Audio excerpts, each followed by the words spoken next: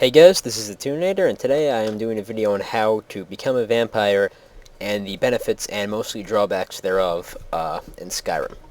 So, the first things first, I want to say that there will be some spoilers in this video just in regards to general, map area things where you can find vampires, and I believe the map area I'm going to show you does tie into several quests, a couple of important quests, so if you don't want to be spoiled on that, stop watching. I don't imagine there'll be much spoilers, but again, there's always the potential, so just fair warning, if you don't want to be spoiled, stop now.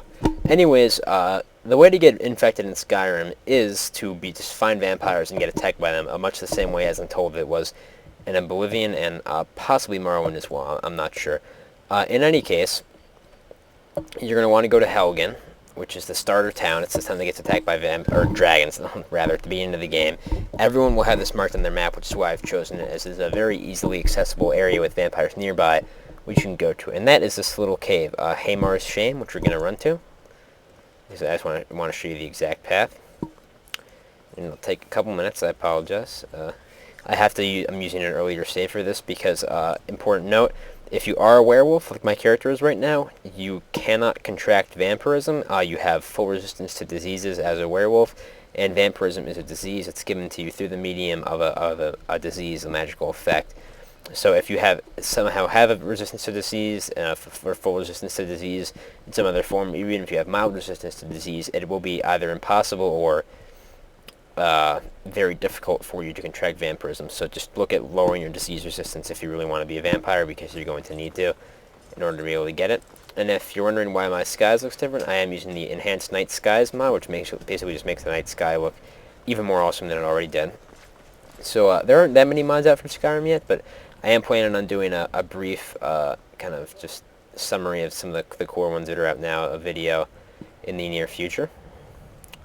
And I apologize for the lack of video on Monday. I was about to do one, and then I got caught up in the whole communities on hiatus thing, so my apologies. And for those of you who watch my Fallout videos, I will be resuming the Let's Play soon. It's just that Skyrim has been a bit of a distraction, and I am also working on the next mods of the week, but again, as I'm sure you can appreciate, Skyrim has been a bit of a distraction, so I apologize for the extenuating circumstances, but know that I have not forgotten them. I am still working on them, and you can expect new videos in that regard soon. And on the plus side, I've still been updating videos regularly, even if it's Skyrim stuff. So that's something to be happy about, right? So we're going to go in here, and I can't quick save because that will override my progress on my existing character to a fair degree. So I may have to use... Yeah, I'm probably going to use console commands to bring a vampire back to life to show you. But let me make sure I can contract. Yep, so you see, vampirism will pop up here once you have it, so just check your magical effects, make sure you're not resistant to disease or anything like that. And I think there should be a dead vampire in here that I can resurrect. Yep, let's see if I can get it from her. Does that not work? Okay, so sorry for the jump there, but for whatever reason the console command to resurrect, that one wasn't working, so we're going to try it on her. And basically you just need to let the vampire beat on you for a bit and not die. Use my DBZ power-up magic to heal myself. And yeah. Oh, yep, so you see upper left-hand corner, I've contracted vampire disease. And now I need to not die and just kind of run out of here. So, I'll leave Lydia to hold off the nasty vampires. And to show you the effect, you'll go to your active effects and you see it's called, I don't know why it says, or actually I guess, I kind of wish they said like the actual name for what it was calling it in here as opposed to just like what it does sometimes, but it's weird. But anyways, you see Sanguinary Vampiris, so it's just a debuff right now, but it turns into vampirism. So what happens is after 3 days, you have to wait 3 days and you will then contract vampirism. So we're just going to run on out of here.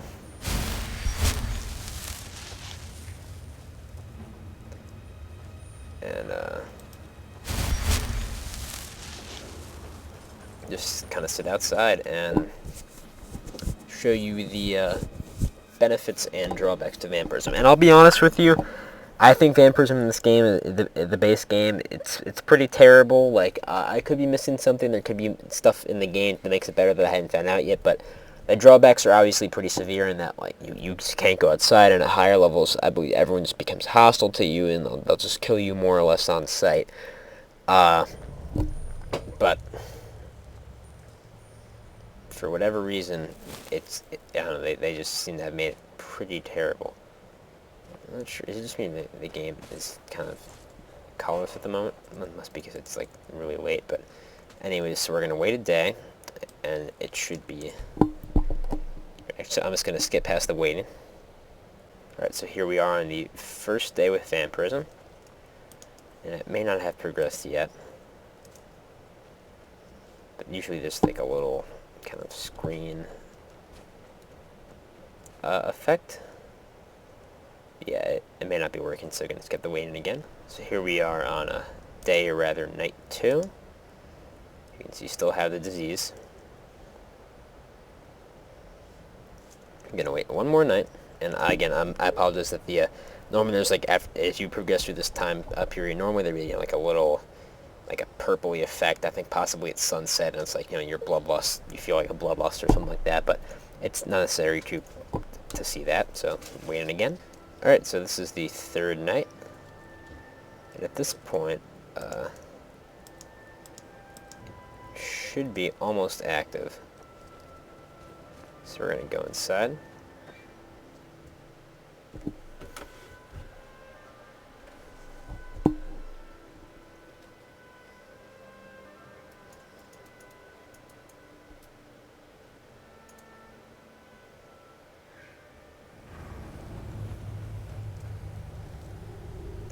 Alright, sorry for the jump there, but I had to do a little monkeying around with console stuff to get the triggers since it didn't want to. But anyways, as you just saw, I have just become a vampire. If you look at my eyes, they should be all... Let me take off my helmet just so that you can see better. Look, my eyes are all ominous now. I don't think I'm supposed to be going like that. I think that's the game being glitchy. But let's see if we can get a better look. Yep, see red eyes, and if you look under your magical effects, you now have a whole bunch of crap. You have there's better spells, you have better sneaking, obviously you can't contract disease because you're on a vampire, more frost resistance, poison resistance, and then a weakness to fire, and you're also weak but to the sun, but the sun isn't lethal to you. If you're outside, you have like reduced stats and health, and as a level 1 vampire, other people will talk to you, like they'll still they won't flee from you. They'll only flee at level. They'll be hostile level, or fear you at level 3, and they'll be hostile at level 4. So you see, you have a reanimation spell and a night vision spell. So we'll try casting that. Actually, is that a power? Yep, it's a power. Sorry, rather. So you see, now we have just cool night vision. And again, the thing about powers is, I believe these are once a day, which is one of the kind of things about a vampire, but I could be wrong. Actually, no, yeah, it looks like that's at will. Sorry, my bad. So you do get some useful at will powers. I apologize. I'm not too familiar with the actual benefits of being a vampire. And you do get the drain spell as well. So let's see if we can try that on Lydia. So you see that just drains a bit of HP, and she does have very high HP. And I'm just gonna have to kill her now because she's being sassy. Long life. You never should have come here. Anyways, you see how it's not really great at this level, but it's still okay. And now if you wait 24 hours without feeding, you should become a level 2 vampire. So we're going to cut the wait. So you see it says your vampiric powers grow as you hunger, so I should be a level 2 vampire now. You see it adds kind of a hostility debuff to remove hostility. Your vampire sight, I don't think that gets better, but your vampire servant gets better, and your life drain is also better. It's 3 seconds down instead of 2. I don't think there's anything else, but if you look at your resistances, I think the resistances go up. Frost is 50% now, and your weaknesses are also get more acute. You'll start taking damage in the sun at, I think, level 3, but at this point the weaknesses start to become more pronounced, and if we wait another 24 hours, this is the last stage you can be at where NPCs will interact with you normally. Once you go to level 3, they will fear you. So we are now here at a level 3 vampire. And again, this is a level NPCs will still interact with you, but they won't approach you. They'll fear you. So you see, Vampire Servant gets even better. Vampire Seduction does not get more powerful, I believe, but Vampiric Drain is 4. HP is 2nd now. Let's just check through everything else to make sure. And the active effects, your weakness to fire is even worse. You will definitely burn in the sun at this level, I believe. 75% frost resistance. Sneaking doesn't really get much better, and this is really the biggest problem I have with vampirism, is just that like the bonuses, while the spells are cool, I just feel like the bonuses are really not that worth it in comparison to just the massive drawbacks. Like vampires should be they should be pretty overpowered because they're they're vampires, like it's what they do. But in any case, waiting again. So this is the final level of vampirism, where you're just you're like dead if you're in the sun, but your spells are you're quite powerful. Your drain is I think it's like 5 HP a second now, yeah, and you just overall have quite some good ability. So since as a vampire you can only feed on people while they're sleeping, and and at this level you're feared, they give you a power that makes you kind of invisible, a la Halo style active camouflage or something. So you should be able to just faintly see me as I'm sneaking around. You can see see my life drain. And this will just let you get around without people seeing you, so you can go into towns and feed and such.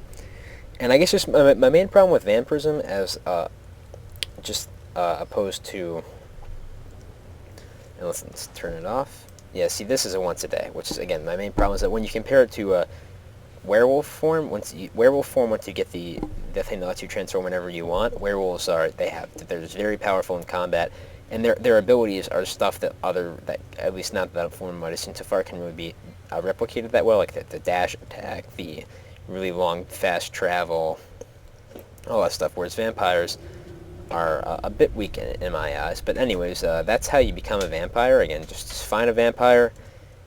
This location works pretty well, and it's very close to the starting area. You just let them fight on you until it tells you in the upper left-hand corner, or fight you rather, until it tells you in the upper left-hand corner of the screen you've contracted like Sanguinus Vampirus or whatever. Then you just run around, wait for 3 days, and start being a vampire. So enjoy. It's really, again, you just gotta feed in order to keep your level down. If you want to become more powerful, just don't feed for 24 hours, and you'll get stronger. But there's also drawbacks to that. And I will probably do a video later on just curing it. So yeah, enjoy being a vampire. It may not be the best thing out there, but it's still pretty cool. And for those of you who like running around as it's actually quite accessible even from the start of the game, which is nice. This is the Tuninator. I'll see you all later.